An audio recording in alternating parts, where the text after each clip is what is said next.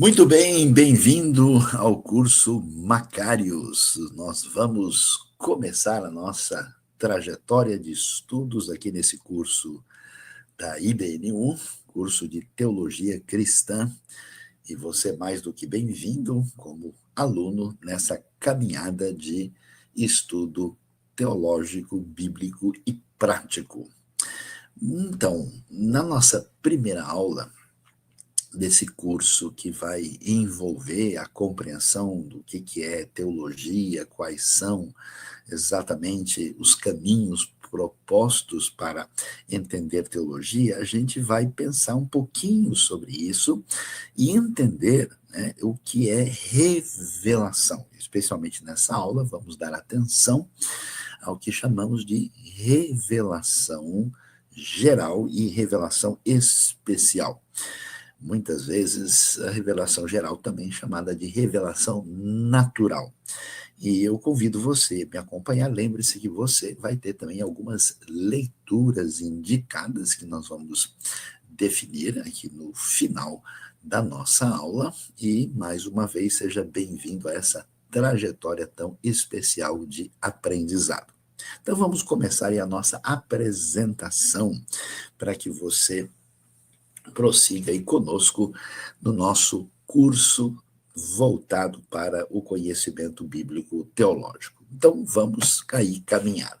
Bom, como nós sabemos, nós somos herdeiros de uma tradição de estudos bíblicos e teológicos que está em sintonia com a reforma. Né? Nós estamos pensando, quando a gente fala em teologia, existe um caminho muito amplo de possibilidades, mas com as convicções que são bastante comuns às igrejas em herança, né, em sintonia com toda a tradição que tem a ver com o famoso sola escritura, que emblematicamente é marcado aí pela história de Lutero, no famoso, né, caminho de afirmação da importância da Bíblia.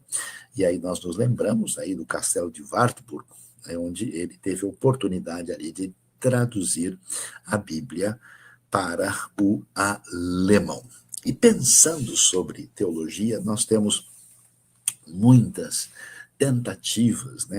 A gente deve até imaginar, né, que, teoricamente, teologia é o estudo de Deus, né? E você pode até perguntar, mas o professor Sayão, Deus é para ser estudado, dá para ser estudado? Pois é. De modo geral, o que é pertinente à realidade de Deus, pelo menos em parte, né, é acessível ao nosso entendimento. Então, por exemplo, um teólogo que é, inclusive, recomendado na nossa bibliografia aqui, né, o Dr. Millard Erickson, ele diz que é o estudo da ciência de Deus, o conhecimento a respeito de Deus. Mas essa questão, ela atravessa os séculos, e vale a pena citar dois teólogos aqui vamos dizer, de histórias muito distintas, né? O famoso Agostinho de Hipona, né? O famoso bispo que marcou a história da cristandade em vários elementos na sua expressão, né? Ele fala sobre a discussão racional a respeito da divindade. E Augustus Strong, mais recente na história, nos diz que é a ciência de Deus e das relações entre Deus e o universo. Então, tendo esse ponto de partida, vamos aí continuar. Então, quando a gente pensa em fazer teologia, vamos falar com clareza do que é que a gente está falando.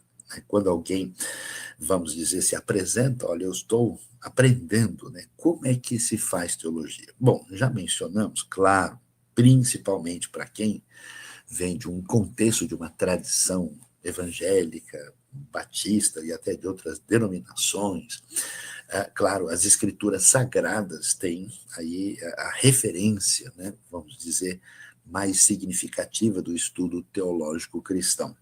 Mas, quando nós falamos sobre isso, a pergunta é qual vai ser a abordagem, qual vai ser a aproximação das escrituras. A aproximação se dá pelo entendimento, pelo intelecto. Então, a razão faz parte da organização do nosso entendimento sobre a Bíblia. Agora, Se nós tivermos um pouquinho de humildade, nós vamos entender, e fica claro isso, que não é a nossa geração, não é a nossa denominação, não é a nossa época a primeira a fazer teologia. Por isso, o conselho mais sábio é não tente sempre reinventar a roda, porque isso pode não dar certo. E o que eu quero dizer com reinventar a roda é tratar de assuntos ligados à teologia sem conhecer a história. Por isso, a tradição deve ser estudada. O que os antigos pais da igreja grega, da igreja latina, das outras tradições do antigo Oriente Próximo, o que o mundo medieval, moderno, os vários teólogos de contextos diferentes, né, falaram e escreveram sobre esses temas. Então, é importante também a tradição. E nós sabemos que a teologia toca diretamente a nossa vida. Portanto, certas coisas que se discute na teoria, como é que é isso na prática? Como é que funciona na experiência pessoal, na experiência comunitária? Portanto, fontes da teologia envolvem, como você bem pode ver, as escrituras sagradas, a razão, a tradição e a experiência. Você já deve estar desconfiando do seguinte, pois é, parece que existem grupos religiosos que pesam demais uma coisa e menos outras. Grupos em que a tradição vale demais, outros em que a experiência ofusca até mesmo as escrituras, outras em que a razão acaba tendo prioridade. Como é que isso vai funcionar direitinho? Então, quando a gente vai fazer teologia, você que já participou de algum curso, ou mesmo já visitou uma boa biblioteca, ou até mesmo uma livraria, você fala, nossa, quanto livro de teologia. Pois é, a teologia pode ter, que a gente chama de abordagens diferentes. Inicialmente aqui, no nosso curso, nós vamos mostrar um pouco do que nós chamamos de teologia sistemática, que é a teologia organizada a partir das doutrinas e dos temas fundamentais, né, que, num certo sentido, trabalha em sintonia também com a própria filosofia e também lida com o texto bíblico a partir das exigências de uma organização que vai além da exegese. Então, é a teologia, vamos dizer, mais comum que a gente encontra. Mas, diferentemente da sistemática, né, que faz tem uma proposta de dedução que traz, vamos dizer, caixas prontas para a gente fazer perguntas, nós temos o que a gente chama de teologia bíblica, que é diferente. A teologia bíblica, ela esquece as caixas, esquece a filosofia e ela discute os temas, vamos dizer, os textos bíblicos propriamente dito, para pensar quais são as suas propostas específicas. Há uma outra abordagem teológica que é olhar como é que as ideias teológicas se desenvolveram através dos séculos. Isso é chamado de teologia histórica. Curiosamente, nós temos uma teologia que até faz pouca referência à Bíblia e é uma teologia filosófica, né? Especialmente quando a gente pensa nos escritos de Aristóteles ou até mesmo de Platão, né? E a própria exigência racional a respeito da divindade, como é que isso se organiza. Há algumas teologias que são mais filosóficas do que qualquer outra coisa. A teologia de perfil sistemático, ela pode adquirir um tom mais específico quando ela é especificamente dogmática, ou seja, ela está ligada a uma determinada confissão de fé, a um determinado perfil específico, e ela, a princípio, não negocia certas coisas, porque ela é, por exemplo, especificamente uma teologia luterana, uma teologia anglicana, uma teologia reformada de perfil presbiteriano, ela é uma teologia de perfil, vamos dizer, anabatista, né? Ela, nesse caso, ela tem aquelas referências e não há muito espaço para pensar fora daquele perfil já marcado por convicção. E tem teologia que é basicamente o que a gente chama de uma defesa da fé, que é uma teologia apologética. Mas quando a gente olha para isso, deixa eu tentar até melhorar esse quadro, não está tão claro.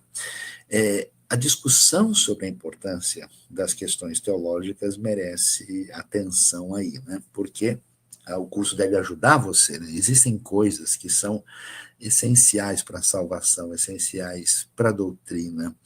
Existe coisa que é importante, mas não é essencial. Tem coisa que não tem realmente importância e tem coisa que é especulação.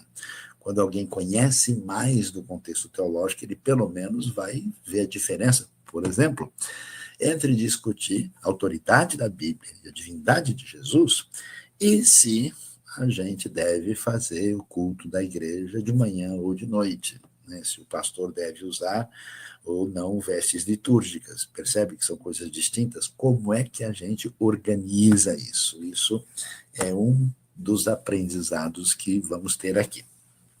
Mas vamos lá.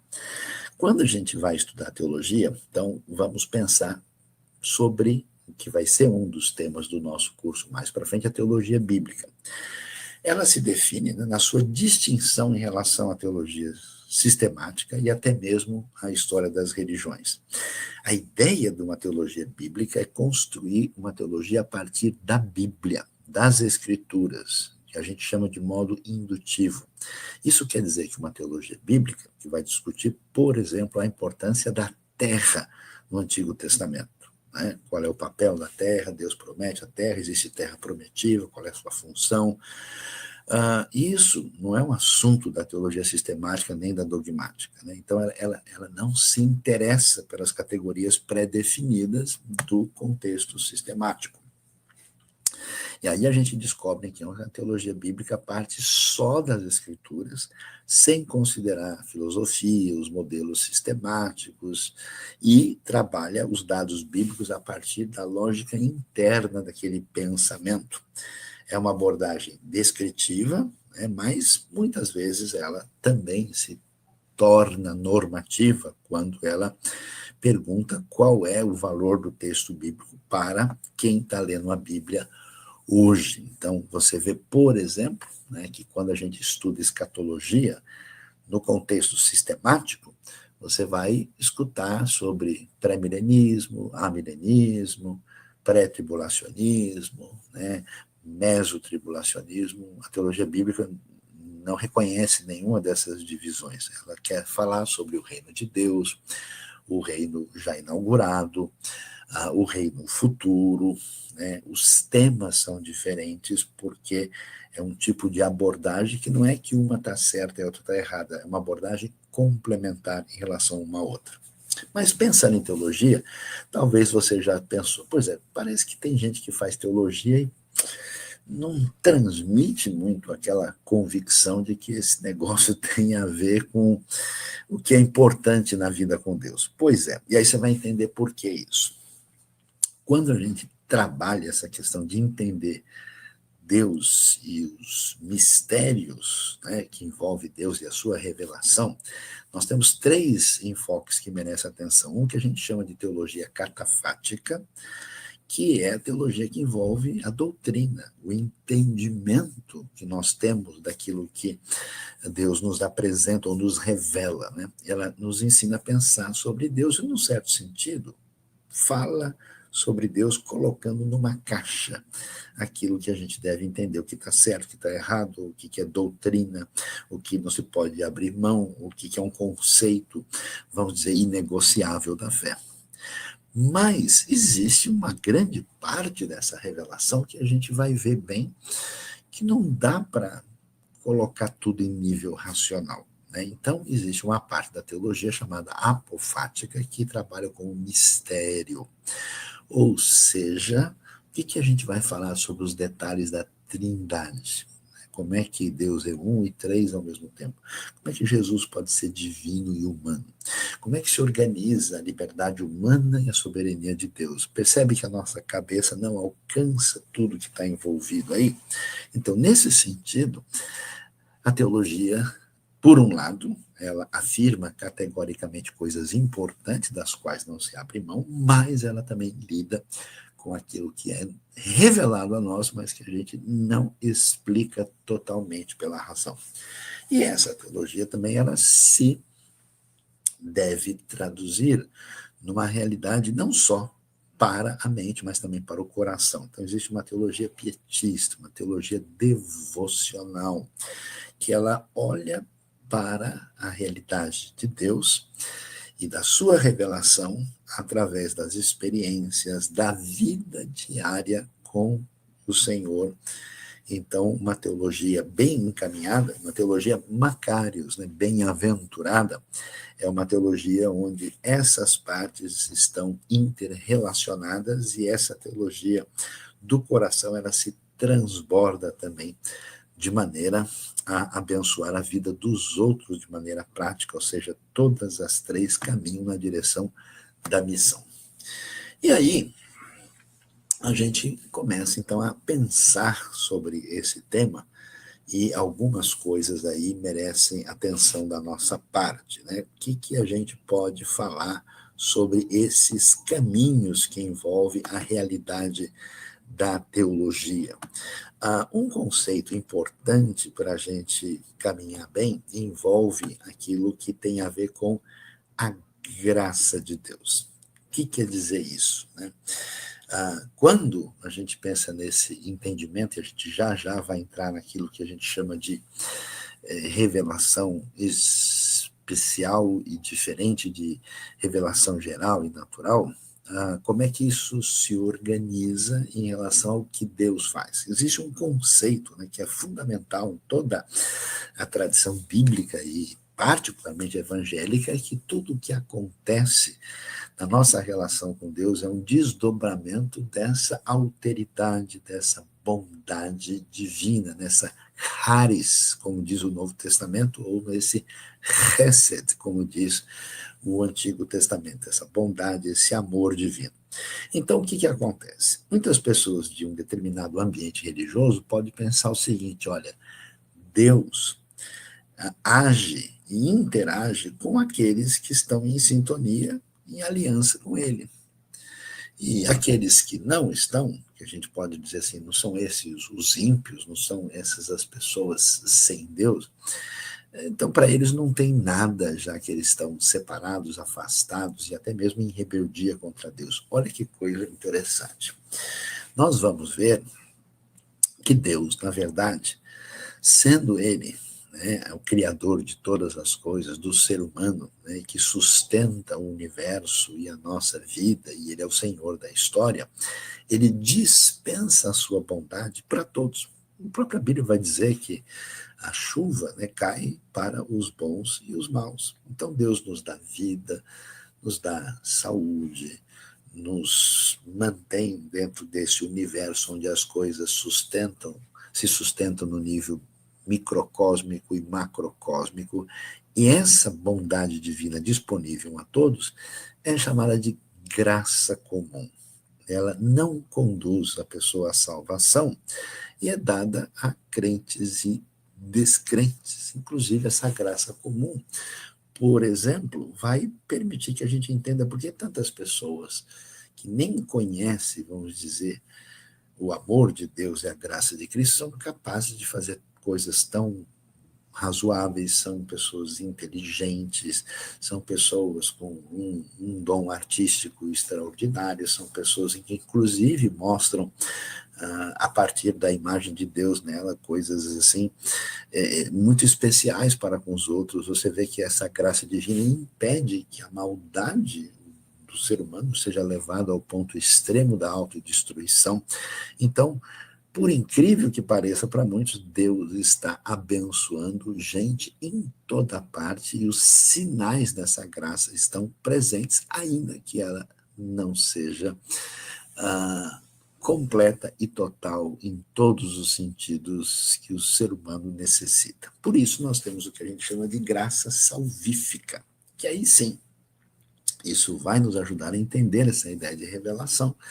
A graça salvífica é uma ampliação dessa bondade descomunal da parte de Deus, e essa sim tem a ver com a revelação especial e ela nos conduz ao conhecimento da salvação. Então, quando a gente compreende isso, a gente então prossegue e aí começamos a entender essa história das revelações. Então vamos lá. É possível, e muitas teologias fazem isso, né, de fazer uma divisão assim, olha, a gente tem a revelação geral e a revelação especial. O que, que a gente fala sobre revelação geral? Aquilo que nós podemos saber sobre Deus, que ele nos revelou na natureza. Por isso que muita gente chama a revelação geral de revelação natural. Ou seja, a ideia é que todo ser humano, olhando para a beleza da criação, para a harmonia no universo, para a diversidade, ele intui, ele, no final das contas, ele sabe que existe Deus ou alguma divindade. Né? Por isso que a experiência do ser humano na Terra mostra que o que a gente chama de perspectiva, sentimento religioso, sempre esteve presente em tudo quanto é cultura do mundo, em toda a história humana. É muito interessante a gente observar isso, e aí eu destaco alguns estudiosos desse fenômeno humano, né, entre eles o grande pensador romeno Mircea Eliade, outro estudioso alemão, Rudolf Otto, né, que estudaram muito o que a gente chama de fenomenologia da religião, né? Ou seja, o sagrado é pertinente à experiência humana em todo o tempo. Mas quando a gente chega um pouquinho mais perto para pensar sobre as revelações de Deus, né, nós vamos aqui ver nessa revelação geral que ela tem desdobramentos que envolvem essas três primeiras partes que nós temos aí, que a gente já vai detalhar. A revelação de Deus expressa na criação. E aí eu chamo atenção para alguns textos como Romanos capítulo 1 e Salmo capítulo 19. Ó, dá uma olhada comigo. O Salmo 19, ele mostra para nós o que é essa ideia da revelação geral na criação, ou como nós dizemos hoje, na natureza. Os céus proclamam a glória de Deus e o firmamento anuncia as obras das suas mãos. Um dia declara isso a outro dia, e uma noite revela conhecimento a outra noite. Sem discurso nem palavras, não se ouve a sua voz, e aí o texto prossegue para falar sobre esse tema tão importante de que nós estamos ouvindo sobre a glória de Deus a partir daquilo que se vê nos céus. Inclusive, o texto vai prosseguir, vai falar do sol, né? Ou seja, a revelação na criação propriamente dita. Agora, vale a pena dar uma olhada, por exemplo, na força do texto de Romanos 1, porque aí nós temos Paulo, né, escrevendo ali com uma, vamos dizer, uma teologia mais detalhada. E olha o que ele vai dizer que chama atenção para entender isso.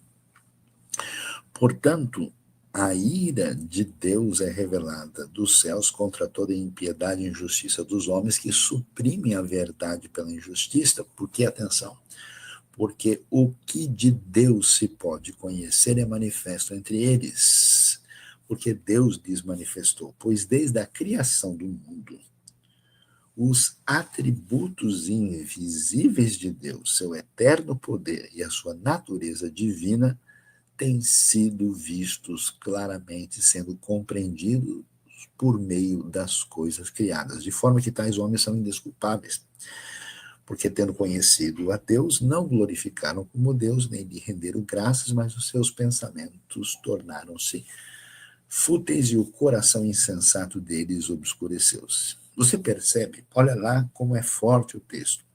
O que de Deus se pode conhecer é manifesto entre eles. O que? Os atributos invisíveis de Deus, seu eterno poder, sua natureza divina, claramente são vistas e compreendidas por meio das coisas que foram criadas. Paulo está fazendo uma referência ao mundo gentílico, aquele mundo greco-romano, que embora eles não conhecessem a história de Deus na sua aliança com Israel, embora não conhecessem as profecias ou a ética dos 10 mandamentos e uma série de referências sobre o Deus que salva, eles tinham condição de saber que Deus existe, que ele é poderoso e que ele tem certos atributos que são detectáveis pelo coração humano. Por isso, eles são, atenção, responsabilizáveis por esse conhecimento. Então, às vezes a pessoa pensa, mas a pessoa nunca ouviu falar de Jesus, nem conhece nada, então essa pessoa tem um conhecimento zero sobre Deus. Não é o caso, ele tem acesso a essa revelação natural.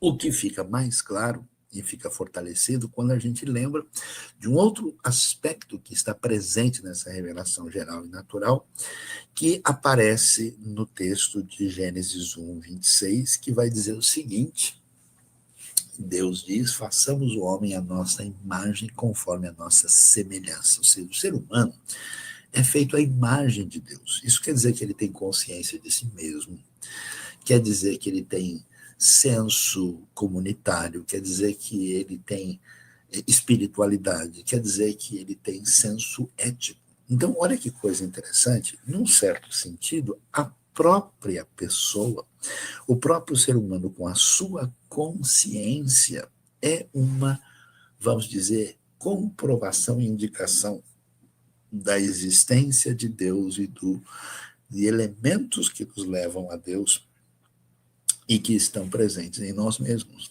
porque somos imagem e semelhança de Deus. E quando Paulo vai visitar Atenas, ele vai encontrar ali alguns pensadores, né, especialmente ali quando ele conversa com estoicos e epicureus ali no Areópago, né, ele vai fazer uma afirmação muito interessante que está presente em Atos 17, 28. Nessa afirmação, Paulo vai dizer para aqueles gregos que todos os povos do mundo estão onde estão porque foram assim encaminhados e designados pelo próprio Deus. Ou seja, quem poderia imaginar nesse contexto que os caminhos dos gregos estivessem debaixo, vamos assim colocar, da própria direção divina na história. Mas é isso que Paulo vai afirmar diretamente. Eu vou até fazer a menção direta aqui da expressão exata que aparece ali no texto, enquanto nós aprendemos mais sobre esse tema tão empolgante e tão especial, né? Paulo vai dizer o seguinte: Deus fez isso para que os homens o buscassem e talvez tateando pudesse encontrá-lo, embora não esteja longe de cada um de nós, pois nele vivemos, nos movemos e existimos, como disseram alguns dos poetas de vocês, também somos descendência deles, né? E antes ele tinha afirmado, né, que esse Deus, ele determinou os tempos anteriormente estabelecidos e os lugares exatos em que os povos deveriam habitar. Então, que coisa interessante, quer dizer que na história das culturas, mesmo culturas que nunca tiveram contato com a Bíblia e nenhum contato com aquilo que nós temos a respeito da pessoa de Jesus, elas têm algum conhecimento de Deus e que está presente na sua história, né? E aí a gente recomenda uma leitura interessante de um livro, né, que vale a pena, chamado O Fator Melquisedeque, né, de um autor chamado Don Richardson, né? Então, o que a gente descobre? Que através que nós vemos na criação, na natureza, a própria realidade do ser humano e a revelação de elementos pertinentes ao conhecimento de Deus que estão na história da cultura de um povo marcam essa revelação geral, essa revelação no contexto natural, que nos permite ter um conhecimento de Deus, um conhecimento de Deus que envolve a sua existência, os seus atributos principais, o seu poder, mas um conhecimento insuficiente, um conhecimento limitado, um conhecimento que não permite saber elementos mais específicos e importantes sobre Deus e principalmente sobre Deus em relação a nós. Com esse entendimento, aí a gente começa então a compreender a razão de ser do que a gente chama de revelação especial. Se fosse possível, né, através da própria razão humana, do nosso entendimento, com o estudo da filosofia e da ciência, a gente chegaria ao completo conhecimento a respeito de Deus. Mas a convicção cristã vai dizer claramente que isso não é possível por causa da nossa limitação e finitude. Por isso é necessário que Deus se apresente para que ele seja mais adequadamente conhecido. E também em função da realidade que nós vivemos num mundo marcado pela ruptura com Deus. Nós estamos diante de um ambiente onde nós presenciamos o mal, o pecado, a realidade da queda na nossa experiência, o que nos limita em muitos aspectos de um conhecimento adequado sobre Deus. Por isso, olha que coisa interessante, nós vamos aqui andar um pouco mais para ver o que quer dizer a revelação, vamos dizer, especial na pessoa de Cristo Jesus. Dá uma olhada comigo no texto que vem de Colossenses capítulo 1, fazendo referência à pessoa de Jesus. O texto diz o seguinte, olha lá. Ele, falando de Jesus, é a imagem do Deus invisível, o primogênito de toda a criação, ou melhor, o primogênito sobre toda a criação. Pois nele foram criadas todas as coisas, nos céus e na terra, as visíveis e as invisíveis, sejam tronos ou soberanias, poderes ou autoridades, todas as coisas foram criadas por ele e para ele. Ele é antes de todas as coisas e nele tudo subsiste. Ele é a cabeça do corpo, que é a igreja, o princípio, o primogênito dentre os mortos, para que em tudo tenha a supremacia. Né? E aí a gente então começa a ver essa expressão que Jesus é chamado diretamente de a imagem visível do Deus invisível. E aí nós temos o que a gente pode chamar da grande surpresa da proposta divina para o ser humano. Deus se faz conhecido de uma maneira especial em Cristo Jesus. Quer dizer, né, Jesus em diversas ocasiões vai dizer coisas do tipo: ninguém vem ao Pai senão por mim.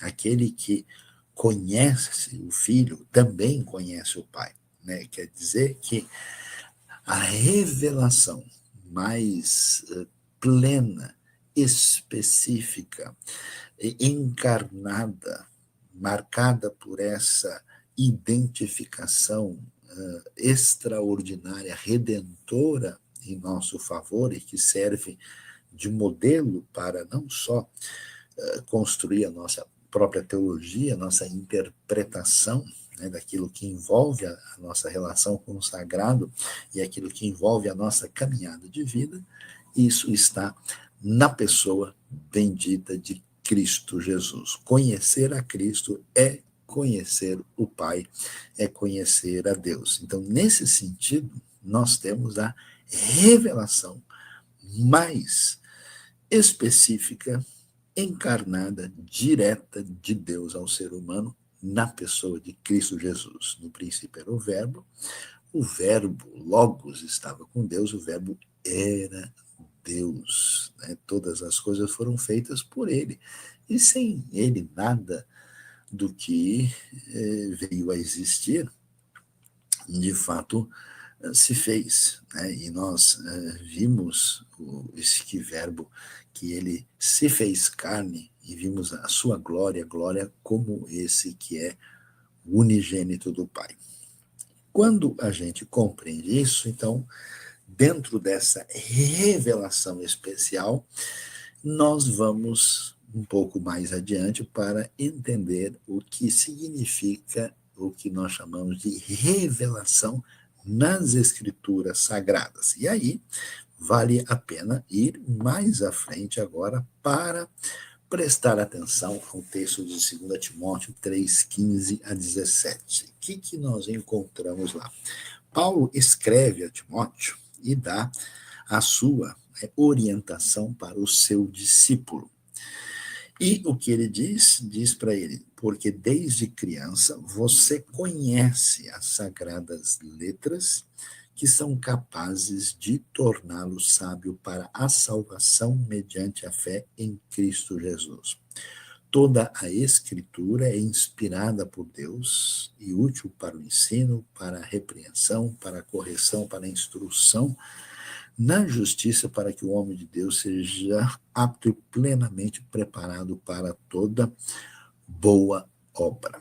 Então veja bem, Paulo está dizendo a Timóteo que ele deve caminhar na sua trajetória de serviço diante de Deus e para a comunidade da fé, e vai dizer para ele que o embasamento que ele precisa está ligado às sagradas letras. O que são as sagradas letras? Ora, Timóteo é filho de mãe judia e de avó judia também, ainda que o seu pai fosse grego.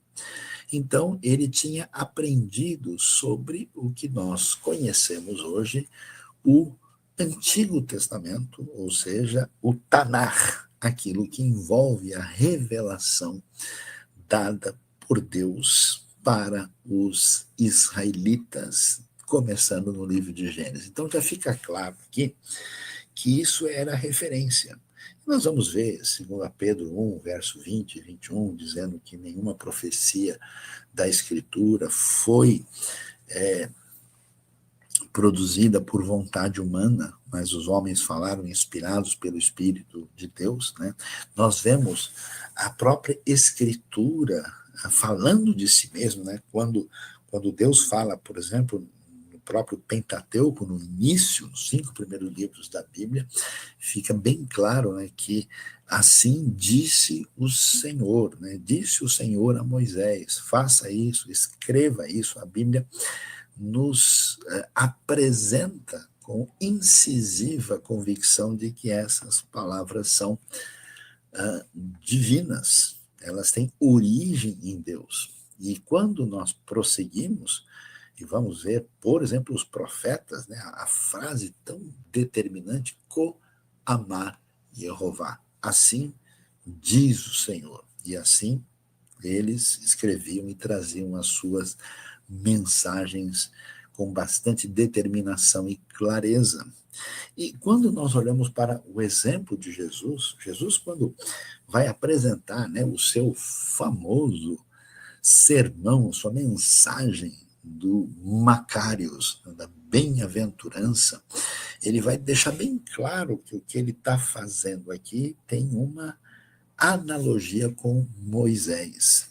Você tem os mandamentos, você tem as bem-aventuranças, você tem o Monte Sinai, você tem o monte onde Jesus está ensinando, na região elevada junto ao mar da Galileia, e nós temos Moisés aqui e Jesus aqui, e a discussão vai chegar exatamente a respeito das palavras divinas. Como é que os religiosos entendiam a lei de Deus e como é que Jesus mostrava a maneira adequada de entender, de interpretar a palavra divina. Por isso, você vai ver que Jesus, o tempo todo, ele faz referência à lei e os profetas.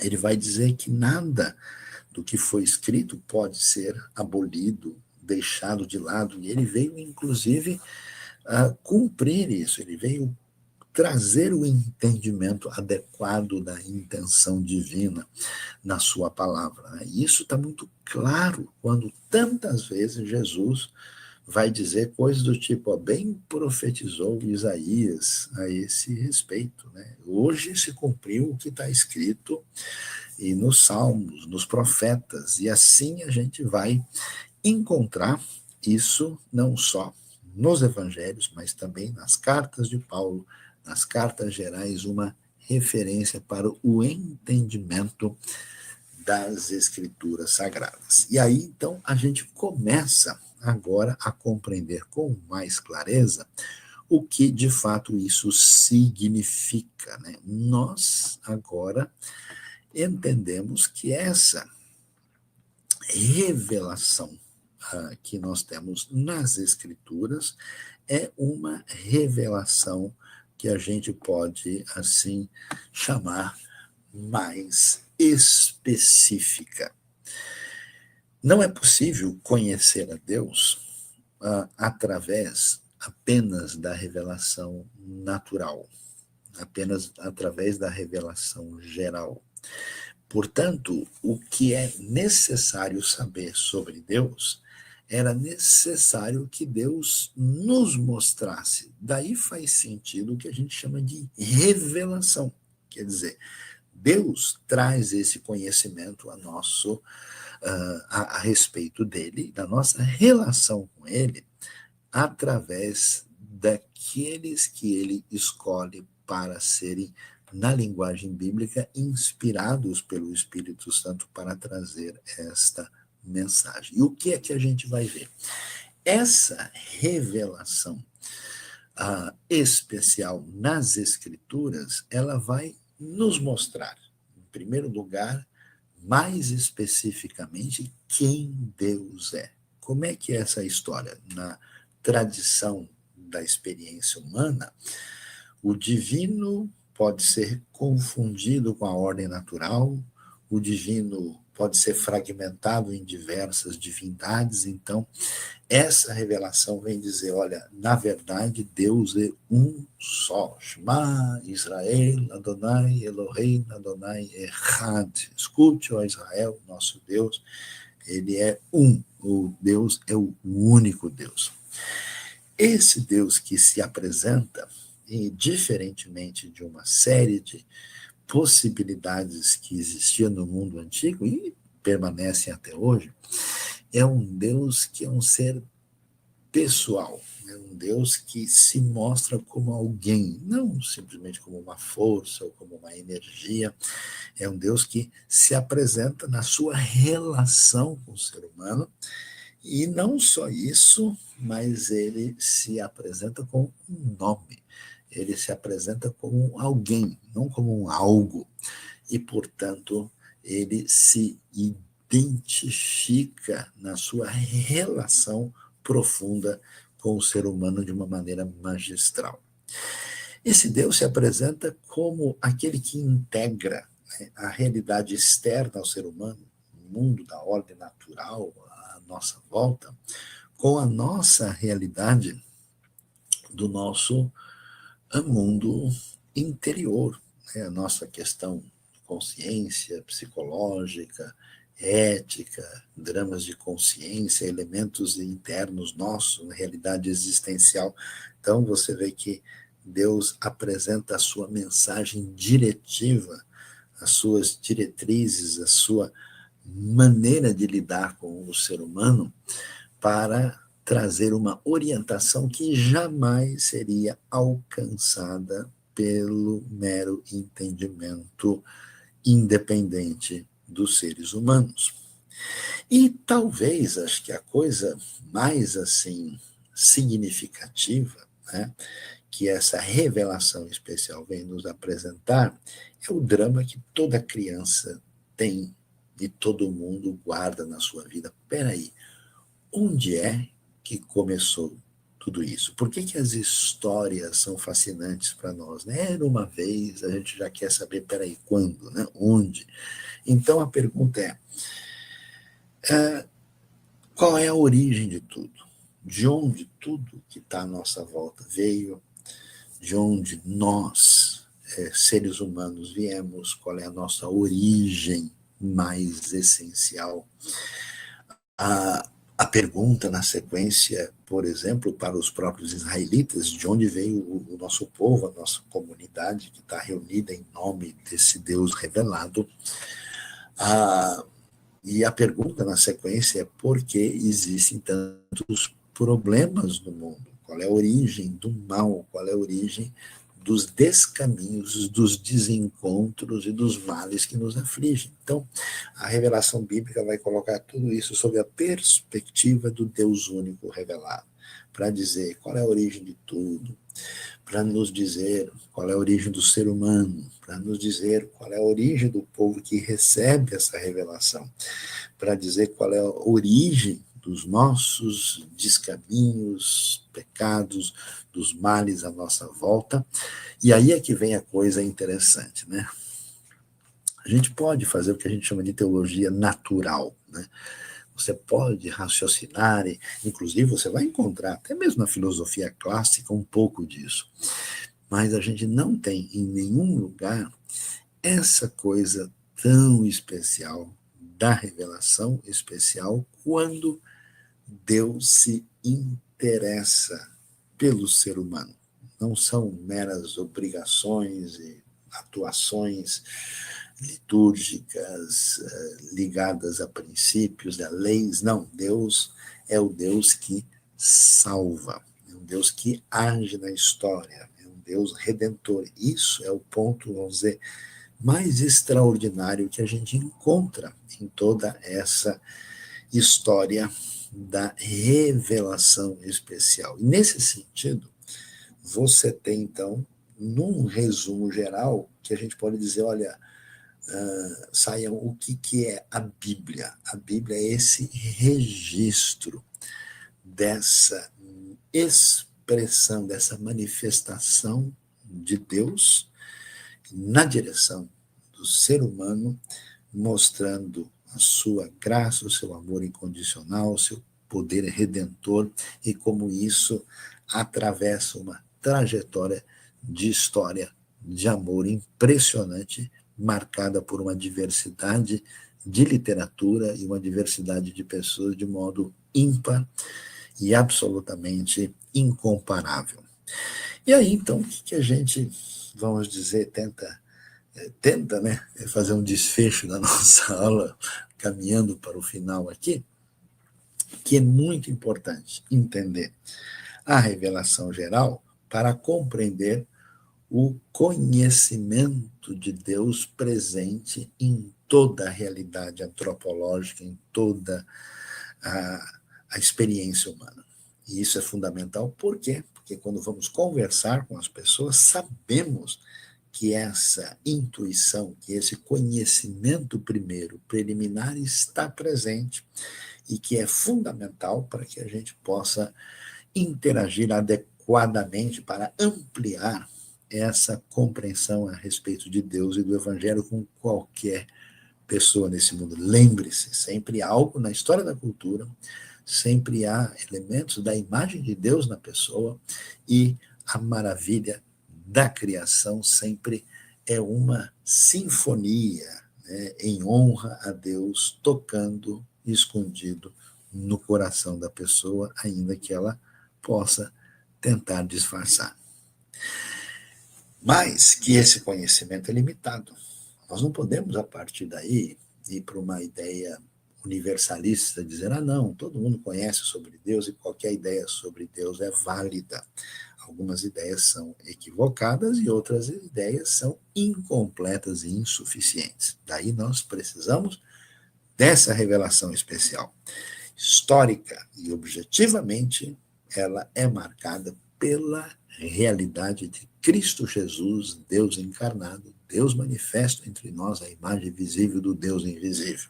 Então, Cristo Jesus é essa referência de revelação a Deus, de Deus para nós. Mas a diretriz, o caminho, como uma revelação bastante objetiva, concreta, em linguagem humana, que é absolutamente confiável, que deve ser lida no seu contexto, que precisa ser interpretada de maneira coerente e responsável, absolutamente responsável, e que precisa ser bem entendida, né, em seu ambiente próprio, aí nós temos o desfecho disso de uma maneira muito especial, com esse texto bíblico sendo referência, sendo o que a gente chama de nossa regra de fé e prática, a Bíblia Sagrada, a palavra de Deus, que é marca especial dessa revelação que é chamada especial.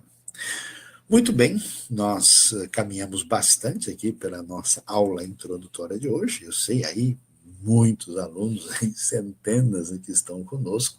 Eu quero recomendar para vocês, né, a leitura do capítulo 2 e 3 da Teologia Sistemática do Wayne Grudem. Né? Nós vamos ver aí com o nosso coordenador, o professor Áquila, e como é que isso vai ser possível para vocês poderem caminhar, né, na sua compreensão. E agora, depois da nossa primeira aula aqui nesse nosso curso, nós vamos prosseguir já aqui na sequência com o momento de perguntas, respostas e interação com todos vocês. Muito obrigado.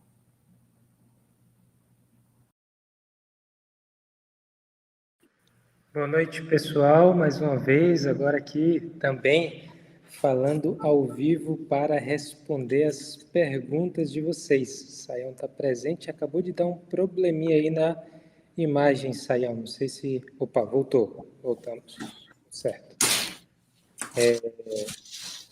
E aí agora a gente vai poder fazer algumas coisas, a gente vai poder responder as perguntas que vocês colocaram aqui no chat sobre o conteúdo da aula e também a gente vai falar um pouquinho sobre como se inscrever, como acessar material complementar e tudo mais. Sayão, sua participação aí também agora vai ser importante para a gente responder as perguntas que o pessoal colocar aqui no chat. Bom, você está ouvindo bem a gente, Sayão? Sim, eu estou ouvindo bem. Acho que estão me ouvindo bem também, né? Também. Tranquilo? Aqui está ótimo. Legal. O Felipe, ou o usuário que eu acho que originalmente se chama Felipe, ou Feli, coloca a seguinte pergunta: a revelação seria um tipo, manifestação da pregação para nós nos dias de hoje? O que é que seria precisamente essa revelação? Então, a palavra revelação, no sentido técnico, teológico, é diferente, né, da manifestação da pregação. Né? A pregação é uma proclamação que fazemos a partir da revelação dada por Deus nas Escrituras. É que a palavra às vezes confunde, porque em alguns ambientes, por exemplo, as pessoas entendem revelação como se fosse uma profecia ou uma visão dada por Deus num determinado momento da vida da pessoa, em função das suas necessidades pessoais ou espirituais. E às vezes algumas pessoas trazem uma palavra, né, de pregação, que muita gente chama, foi uma palavra ungida, uma palavra especial, então chamam isso de revelação. Mas na Bíblia você não vê essa palavra revelação usada dessa maneira. A pessoa pode ter o que a gente chama de uma intuição, que pode estar relacionado com alguma direção divina, e que é compreensível, mas não é bem uma revelação. Então, a revelação não é uma manifestação da pregação. Não, a revelação é aquilo, no caso falando da revelação especial, a palavra de Deus revelada na Escritura para nós, e aí, sendo fiel ao que está lá, nós pregamos, proclamamos e ensinamos. A Judite também faz uma pergunta importante. Se em todas as revelações Deus está presente, por que todos não são salvos? Muito bom, Judite. Obrigado pela sua pergunta. Bom, em primeiro lugar, como nós mencionamos, né, na nossa aula de hoje, nem todas as revelações são salvíficas, né? O que quer dizer isso? Que revelação significa o conhecimento que Deus concede de si mesmo. Então, como nós vimos, na revelação geral, nós podemos ter um conhecimento da existência de Deus, do poder de Deus e de alguns atributos de Deus. Mas não é possível conhecer a salvação disponibilizada por Deus, né, através do sacrifício e vitória de Cristo Jesus. Então, Deus nos revela de uma maneira mais específica, né, mais peculiar, mais completa a salvação, né, através dessa revelação especial em Cristo Jesus e através da palavra de Deus, que é disponibilizado para as pessoas receberem essa mensagem de amor e perdão. Agora, por que todos não são salvos? Porque as pessoas têm a oportunidade sempre de abrir ou fechar o coração diante de Deus, né? Existe uma discussão que nós vamos ver no nosso curso aí, em que medida a soberania divina interage com a liberdade humana, mas o texto bíblico é claro, né? Todo aquele que nele crê tem o perdão dos pecados. E como nós vemos no Novo Testamento, muitos, até mesmo religiosos, eles rejeitaram a pessoa de Jesus e, portanto, em função dessa rejeição, eles não aceitaram a salvação. O som seu. O Joadir faz a seguinte pergunta. Ao olhar para o que foi criado, Salmo 19, que foi citado aqui na aula, e reconhecer que Deus existe, é suficiente para alguém ser salvo? Vamos pensar nos povos que nunca ouviram de Jesus. Então, Joadir, excelente pergunta, né? Mas fica bem claro, né, que a pessoa que simplesmente reconhece que Deus existe, por definição, ela não tem garantia de salvação, porque a salvação está relacionado com o quê? A salvação está relacionado com o reconhecimento do pecado e o perdão dos pecados. Se a pessoa só acredita que Deus existe, lógico que essa salvação não alcança suficiência, né? Agora, os povos que nunca ouviram de Jesus, a pergunta aí é mais ampla. A gente tem até um vídeo específico sobre isso, porque a gente sabe que ninguém pode ser salvo sem o sacrifício de Cristo, mas nós sabemos que, assim como as pessoas do Antigo Testamento, como Abraão, por exemplo, foram salvos pela fé no Messias que haveria de vir, a pergunta que se levanta é se pessoas numa situação semelhante buscaram a Deus com sinceridade e sentiram os seus pecados e erros e buscaram alguma coisa do grande Criador. Nós não temos uma resposta definitiva, mas a pergunta é: por que Jesus veio e pagou o preço legalmente diante de Deus da dívida humana, se essas pessoas poderão ter uma chance de perdão, assim como os que creram no Antigo Testamento antes da chegada da salvação tiveram, ainda que não conhecessem o nome de Jesus diretamente. Mas isso é um assunto mais detalhado, que envolve uma discussão. Eu aconselho até depois você ouvir o nosso vídeo com mais detalhamento, né? E, claro, veja, pessoal, hoje o curso só está começando. A gente tem aqui um ano, né? Então teremos mais tempo para discutir essas questões também. A Isabelle faz a seguinte pergunta. Para ouvir a Deus de maneira coerente, é necessário entender o contexto histórico de cada livro e contar com o Espírito Santo. É assim que eu reconheço que a revelação de quem ensina é ou vem de Deus? Muito boa a pergunta e a maneira como você colocou, Isabelle. Então, vamos pensar de uma maneira mais, vamos dizer, nítida a respeito dessa questão, né? Veja, o Espírito Santo, ele, conforme a Bíblia, ele inspirou as Escrituras, né? A palavra está lá. Se ele inspirou, é que o Espírito quer nos trazer aquela comunicação daquela mensagem. Então, muitas vezes as pessoas pensam assim, uma pessoa estuda e aprende, o outro, ele é dirigido pelo Espírito Santo como se fossem coisas opostas e contrárias. Não é assim. Se uma pessoa é movida pelo Espírito Santo, o que essa pessoa vai querer fazer? Ela vai procurar tentar saber com mais exatidão possível o que é que o texto bíblico está dizendo.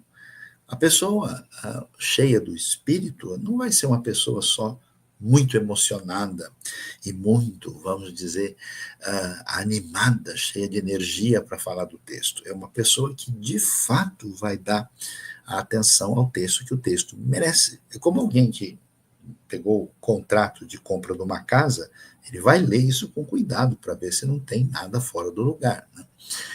Agora, se essa pessoa vai entender o texto direitinho, compreender todos os detalhes, ela vai chegar mais perto da mensagem original.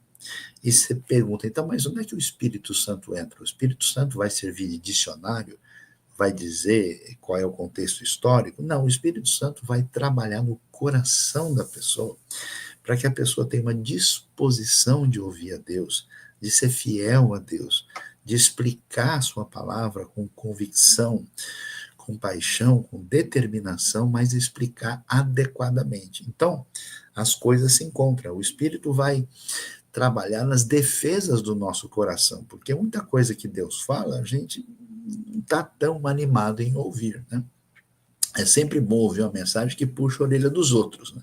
Quando começa a puxar a nossa, é mais fácil querer mudar de assunto, né? Então, nesse caso, o Espírito, ele convence, ele abre o coração da pessoa para ouvir de fato o que Deus está dizendo. Bom, o Augusto, ele pergunta aqui sobre o esclarecimento nessa diferença entre as revelações. Revelação especial seria um exemplo de Moisés e a sarça, e a geral, o Sermão do Monte como exemplo de revelação? Guto, obrigado pela sua pergunta, mas não é bem assim. Veja, a revelação que a gente chama de geral é a revelação que está disponível independentemente da Escritura. Nesse sentido, o que é uma revelação geral? É aquilo que se pode conhecer da parte de Deus, mesmo sem ter acesso à Bíblia e à pessoa de Jesus. Quer dizer, olhando para a natureza, para a criação, o ser humano com a sua consciência ética, com a sua consciência espiritual, né? Olhando para testemunhos na história das culturas que apontam para elementos que envolvem algum conhecimento de Deus, é um conhecimento geral que a gente tem e a gente sabe, segundo o texto de Romanos 1, que Deus existe, que ele é poderoso e ele tem vários atributos ou qualidades que são discerníveis. A revelação especial, aí não, é aquilo que se conhece mais de perto, mais detalhadamente, envolve o conhecimento da pessoa de Jesus, que ele é a imagem visível do Deus invisível, e especificamente a palavra de Deus, a Bíblia revelada, que nos mostra o caminho da redenção e da salvação em função do que aconteceu na história humana de rebelião contra Deus, né? A questão de Moisés e Jesus não estão numa situação de oposição, assim como Moisés, dentro da revelação especial, trouxe as diretrizes de Deus, né, em relação à lei, Jesus, nessa nova aliança, nos traz o sentido mais adequado da lei e nos mostra como ele cumpre a lei,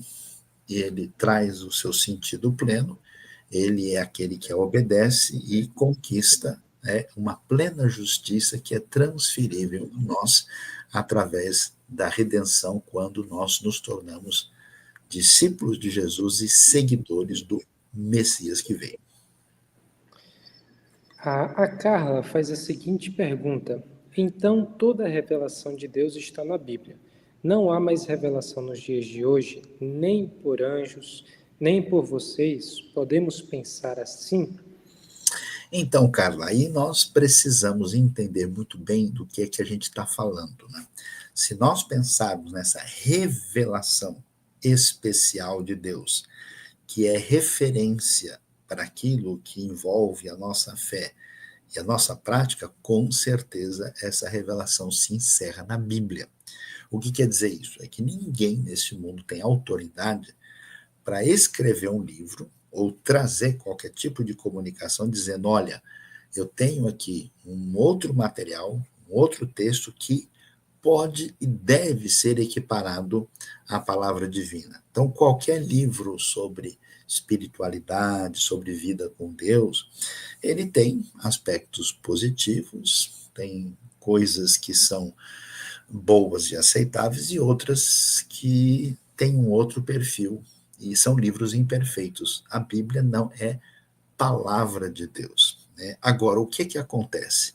Isso não quer dizer que Deus não responda a oração, isso não quer dizer que Deus não possa, de alguma maneira, mostrar algum caminho para as pessoas na sua trajetória de fé. Isso quer dizer que nós não podemos fechar os nossos olhos e o nosso coração para dizer, não, Deus não se comunica com ninguém mais de jeito nenhum. Eu conheço história de pessoas que até se converteram mediante um sonho, ou que ouviram uma voz, ou alguém trouxe uma palavra de direção para a vida dessa pessoa, né?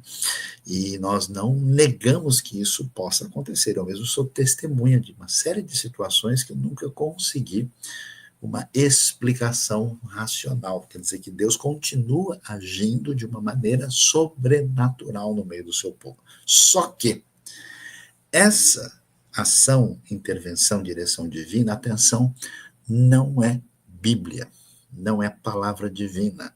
A experiência pessoal não pode ser transformada em doutrina. Para deixar um exemplo muito claro, por exemplo, a pessoa chega e fala, nossa, eu conheci um indivíduo que ele estava orando para servir a Deus numa obra missionária e aí ele teve um sonho e que ele se viu num lugar e viu umas pessoas que ele nunca tinha pensado sobre elas e ele viu um nome daquele lugar, depois ele descobriu que havia um lugar ali.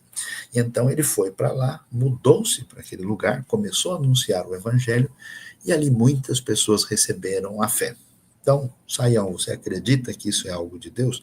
Sim, com certeza. Deus abriu um caminho especial para que fosse pregado o evangelho ali. Mas vamos supor, um outro indivíduo estava num certo lugar, aí ele teve uma visão e viu umas coisas de ouro e apareceu lá alguma coisa escrita dizendo, olha, aqui está o Apocalipse 23, para ser incluído na Bíblia, porque o 22 acabou, mas ficou faltando um pedaço. Então pega esse aí, coloca e conta para todo mundo. Isso aí é aceitável?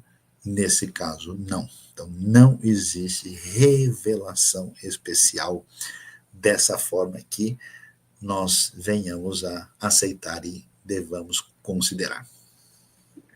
Saião, se você concordar, eu acho que a gente poderia fazer uma pausa agora nas perguntas e respostas sobre o tema da aula para a gente apresentar a plataforma, porque também tem muita gente perguntando aí como se inscrever, como acessar o material do curso.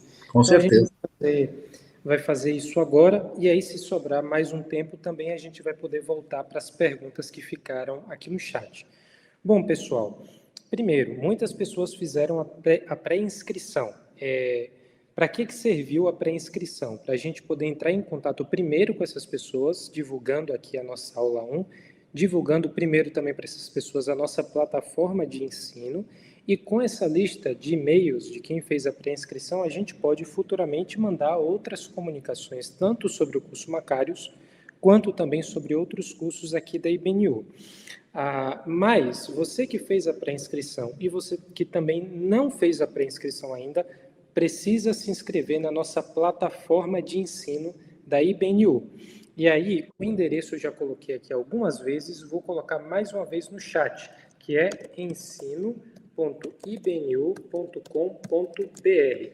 Está aqui no chat, e eu vou compartilhar a minha tela para simular com vocês como é que a gente se inscreve aqui na plataforma, tá bom? Então, vamos lá. Esse daqui é o site de ensino da IBNU. Então, até para simular, você que está entrando pela primeira vez, você vai digitar isso aqui, ensino.ibnu.com.br.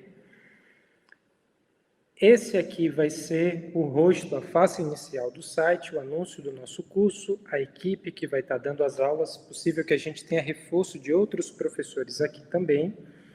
E aqui embaixo você tem um anúncio de como acessar o curso Macários. Mas a primeira coisa que você vai fazer é se registrar. Aqui na parte superior direita, você está vendo o botão registrar, você vai clicar aqui. Como é que você vai colocar o nome do seu usuário? Algumas pessoas estão tendo dificuldade porque aparece uma mensagem de erro. A gente está trabalhando para solucionar esse erro que está surgindo para algumas pessoas, mas uma maneira mais segura é você colocar o seu nome e o seu sobrenome separado pelo underline, vou colocar aqui, e eu vou simular, por exemplo, a inscrição do Saião. Então, eu vou colocar Luiz, underline, Saião. Veja que Saião, a princípio, tem acento, mas eu vou deixar sem acento aqui, tudo minúsculo, separado por esse underline aqui, tá? Então, nome, underline, sobrenome, e é isso. E-mail, vou criar um e-mail fictício aqui, luiz_saião@gmail.com, tá? Vou gerar uma senha aleatória só para a gente fazer a simulação. Eu testei várias vezes, deu certo. Às vezes dá errado justo na hora que a gente precisa. Vamos ver se vai dar certo. Deu certo. Beleza.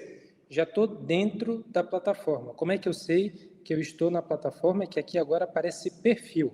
Antes estava registrar, agora aqui aparece perfil. Deixa eu voltar lá para a página inicial. Depois que você fez esse cadastro, você vai vir aqui logo abaixo no curso Macários e vai clicar em Leia Mais. Dentro de Leia Mais, você já vai ter a apresentação de várias informações sobre o curso. Um texto introdutório geral, você vai poder acessar o currículo, quais serão os temas de todas as aulas. A gente também configurou para que qualquer pessoa possa assistir as 2 primeiras aulas, mesmo sem se inscrever, mas as outras aulas você vai precisar acessar, e algumas outras informações complementares. O importante aqui nessa página é apertar no botão Comece Agora. Quando você clicar no botão Comece Agora, a plataforma vai entender que você se inscreveu no curso Macários e já vai jogar você para a aula número 1. Então, a aula de hoje é Onde Ouvir Deus. A gente tem aqui Teologia das Escrituras e algumas outras informações. A partir de amanhã, vai aparecer o vídeo da aula de hoje aqui dentro. Então, a gente está dando aula na terça, na quarta-feira a gente vai pegar esse vídeo e colocar aqui dentro da plataforma. Mas, além de acessar o vídeo, você vai poder também dar uma olhada nas leituras recomendadas. Saião citou aí no final da aula, também no começo, a leitura dos capítulos 2 e 3 da Teologia Sistemática do Wayne Grudem. Então, você pode vir aqui e clicar nesse link. Acesse aqui. Clicando nesse link, você já vai poder dar uma olhada aqui no trecho da Teologia Sistemática do Wayne Grudem, que Saião fez referência na aula, tá bom? Então, essa é a leitura indicada para a aula de hoje. Além de ter o acesso ao vídeo por dentro da plataforma, além de ter acesso também aqui às leituras recomendadas, a gente vai ter um quiz, ou as perguntas e respostas para você acompanhar se conseguiu entender bem as ideias mais importantes do curso. Então, logo abaixo da aula Onde Ouvir Deus, tem o mesmo tema, só que com um símbolozinho aqui do quebra-cabeça. Ou você pode apenas apertar aqui em completo, e aí a plataforma vai entender que você já assistiu esse vídeo e vai perguntar se você quer fazer agora esse quiz, essas perguntas e respostas. Algumas palavras estão em inglês e a gente está traduzindo tudo isso para o português para ninguém ficar enganchado aí com o inglês. Mas Start é bem intuitivo de começar e ao clicar em Start, ele vai mostrar todas as perguntas do nosso quiz da aula de hoje. Então, por exemplo, quais as principais fontes para a construção do conhecimento teológico? E aqui você tem 4 alternativas. Boa intenção, escrituras sagradas e oração, primeira alternativa. Escrituras sagradas, razão e teólogos recomendados, segunda. Escrituras sagradas, razão, tradição e experiência, e assim sucessivamente. A gente fez aqui 5 perguntas para a aula de hoje. Como é que a gente pensou essas perguntas? Não precisa ter doutorado em teologia bíblica, não precisa ler hebraico no original, ou o Antigo Testamento no original em hebraico, nem o Novo Testamento em grego, para conseguir acompanhar o curso, nem para resolver o quiz. O quiz é para saber se os conceitos mais básicos da aula foram bem compreendidos, tá bom? Eu vou só marcar a primeira alternativa de cada uma das perguntas para vocês observarem aí como é que funciona. Depois que você responde todas, você aperta aqui em finalizar quiz. E aí ele pergunta se você tem certeza, você aperta aqui sim, e aí Luiz Saião, infelizmente, só tirou 20% no quiz. Saião, vai precisar dar uma caprichada aí em bibliologia. Mas brincadeira, a gente só simulou aqui como é que você pode fazer a resposta. Você pode repetir mais 3 vezes o quiz, caso as respostas iniciais não tenham sido todas corretas, tá bom? E aí, depois que você finalizar essa parte do quiz, você aperta para ir para a próxima aula que a gente vai dar a partir de quinta-feira, a próxima aula, continuando aqui o tópico de bibliologia. Você pode acompanhar aqui na esquerda todas as aulas que a gente vai dar nesse módulo 1 do curso de Teologia Macários, tá bom? Vou parar aqui o compartilhamento, voltando agora aqui para a nossa tela. E eu espero que vocês tenham conseguido entender bem o funcionamento, tá? Se tiver alguma dúvida sobre a plataforma aqui que a gente acabou de explicar, pode colocar aqui no chat que a gente também vai poder esclarecer alguma coisa dentro dos 9 minutos que faltam aqui para a gente concluir a nossa live de hoje, tá bom? Bom, Saião, acho que a gente pode talvez retomar algumas perguntas aqui do pessoal, né? Então, podemos sim, eu não sei qual é o caminho mais fácil, qual o link, o WhatsApp que as pessoas entram em contato para deixar aí no próprio, nos comentários, para facilitar, não sei qual é eu recebi muitas perguntas, né?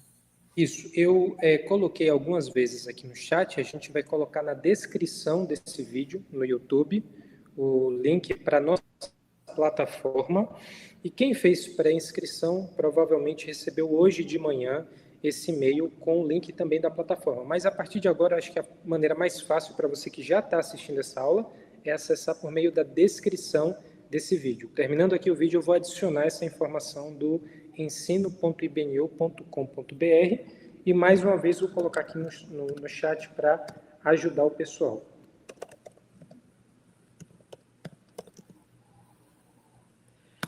Beleza, mais uma vez a gente está colocando aqui. Bom, algumas pessoas estão perguntando, perguntas de ordem bem prática. Quem ainda não se inscreveu, a Maria estava perguntando aqui, é possível ainda alguém se inscrever nesse curso? Com certeza, enquanto esse curso estiver acontecendo, as inscrições são possíveis, mesmo para quem não fez a pré-inscrição, não tem problema, pode entrar diretamente nesse site que a gente colocou e fazer a inscrição. Quem não conseguir acompanhar a aula ao vivo, pode acessar tudo depois pela plataforma? Com certeza, pode acessar as aulas tanto no YouTube quanto na plataforma e todo esse material complementar apenas na plataforma, né? Quanto custa o curso? Várias pessoas perguntaram isso. R$ 0. A gente está fazendo o curso gratuitamente. Você não precisa pagar nenhuma taxa.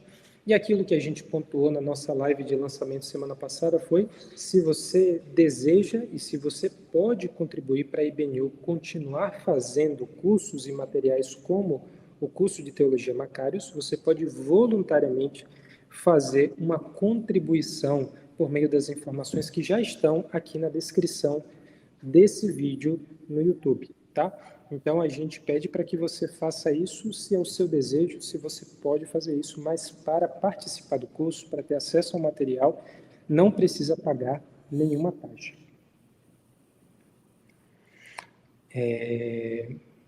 As aulas ficam gravadas? Sim, todas as aulas ficam gravadas tanto no YouTube quanto lá na plataforma.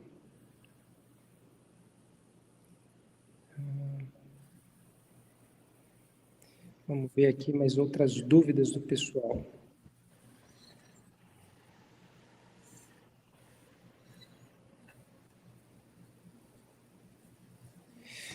Bom, o Júlio faz a seguinte pergunta: quando os religiosos, no tempo de Jesus, a revelação suprema, rejeitaram sua mensagem, eles estavam de alguma forma resistindo à graça? Se sim, a graça é resistível?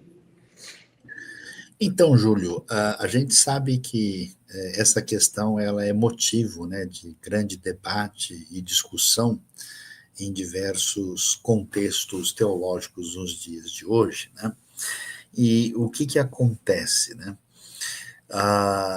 Muitas pessoas imaginam que a manifestação da graça de Deus ela é tão poderosa que não há como o ser humano reagir, e quando ela chega, a pessoa necessariamente cede. De fato, a graça de Deus é poderosa, e até mesmo um certo mistério na Bíblia, no sentido em que parece que, em alguns casos, essa graça ultrapassa tudo aquilo que a gente poderia imaginar.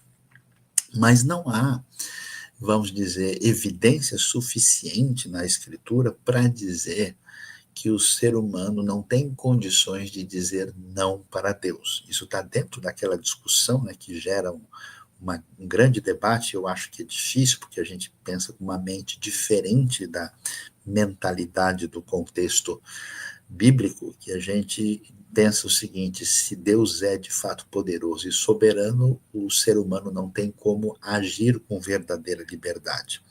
E se o ser humano tem verdadeira liberdade, então quer dizer que Deus se retira e não age com a sua soberania.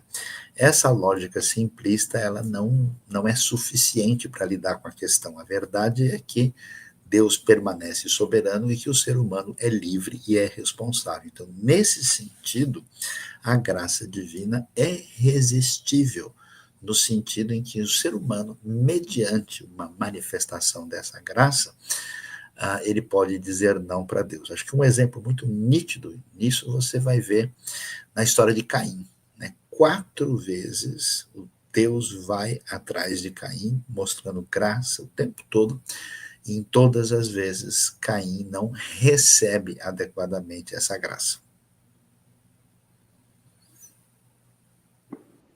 Ótimo. A gente tem várias pessoas conseguindo fazer a inscrição. Quando a gente começou a falar, tinha um número de inscritos, agora já tem um número bem superior de inscritos na plataforma. É sinal que é possível fazer, mas tem algumas pessoas que ainda estão com dúvidas, com dificuldades. A gente vai olhar todos os comentários aqui e vai também procurar dar orientações por meio do e-mail, das informações que a gente já conseguiu de vocês lá na pré-inscrição, tá bom? Saião, a gente tem agora aqui só 3 minutinhos finais e já a gente vai ter uma outra live aqui no canal. Vou aproveitar para convidar o pessoal para a live do Ler para Crer, que começa daqui a 13 minutos, 20h40. Vai ser muito legal, é um trabalho que relaciona fé e literatura, liderado aí pela Rina, e com certeza fazer que nem Netflix, se você gostou dessa aula, você provavelmente também vai gostar da próxima live, né? Eu gostaria muito de agradecer a todo mundo que participou desse primeiro encontro. A gente já está tendo retorno positivo em relação à plataforma. A gente sabe que ainda vai precisar ajudar muitas pessoas aí para fazer esse cadastro. E ao longo do tempo a gente vai alimentando tudo que a gente já colocou lá com mais material, com mais informações, tentando facilitar ao máximo o acesso ao material do curso Macários. O que a gente pede para você? É que você nos ajude a replicar isso. A gente está fazendo com o máximo de dedicação para que tenha boa qualidade nas aulas, para que tenha boa qualidade na plataforma, para que continue, e certamente será gratuito para todo mundo que é interessado. Então, a contrapartida que a gente pede é sua atenção, sua dedicação aqui ao curso e também a sua generosidade aqui de compartilhar com outras pessoas esse material. Eu já adianto meu boa noite, meu muito obrigado para todo mundo que participou aqui da primeira aula do nosso curso de Teologia Macário. Muito boa noite a todos, que Deus nos abençoe e prossigam aí firme no nosso curso, que certamente será uma grande bênção. Boa noite, Áquila, boa noite a todos.